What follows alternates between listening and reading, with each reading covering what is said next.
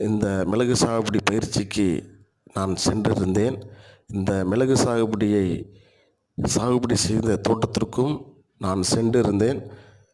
நல்ல ஒரு முயற்சினால் இந்த சமவெளி மிளகு சாகுபடி என்ற தலைப்பில் நடந்த இந்த சாகுபடி கண்காட்சியும் மற்றும் அவருடைய அனுபவத்தையும் இந்த விவசாயி எல்லா விவசாயிகிட்டையும் பகிர்ந்து கொண்டார்.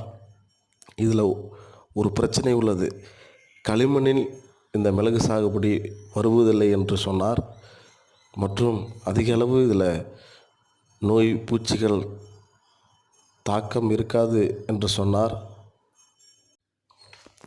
ஆரம்பத்தில் ஒரு ரகமும் போட்டார், அது அதிக மகசூல் வருவதில்லை என்று.